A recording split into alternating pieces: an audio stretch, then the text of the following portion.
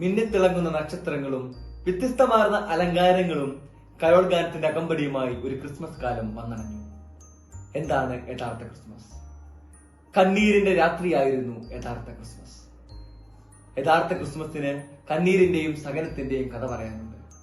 തന്റെ ഓമൽ പൈതലിന് ജന്മം നൽകുവാൻ പുൽക്കൂട്ടിൽ അഭയം തേടേണ്ടി വരുന്ന ഒരു അപ്പന്റെയും അമ്മയുടെയും നിസ്സഹായ അവസ്ഥയുടെ കഥ. ഹെറോദോസ് രാജാവിന് മനുഷ്യത്വം നഷ്ടപ്പെട്ട അസമാധാനത്തിന്റെ രാത്രിയുടെ കഥ. തന്റെ കുഞ്ഞുങ്ങളുടെ ജീവനു വേണ്ടി അലമുറയിടുന്ന അമ്മമാരുടെ സഹനത്തിന്റെ അവസ്ഥയുടെ കഥ.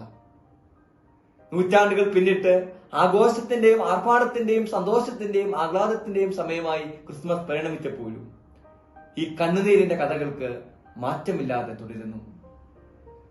മദ്യത്തിനും മയക്കുമരുന്നിനും അടിമകളായി ജീവൻ നശിപ്പിക്കുന്ന മക്കളെ ഓർത്ത് വിലപിക്കുന്ന മാതാപിതാക്കളും, ഒറ്റപ്പെടലിന്റെ നിമിഷങ്ങളിൽ പുറന്തള്ളപ്പെടുന്ന വാർദ്ധക്യങ്ങളും, ഗർഭത്തിൽ വെച്ച് തന്നെ കൊല്ലപ്പെടുന്ന ശിശുക്കളും ഇന്നും തുടരുന്ന ഈ കണ്ണീരിന്റെ കഥകളുടെ ചില ഉദാഹരണങ്ങൾ മാത്രമാണ്.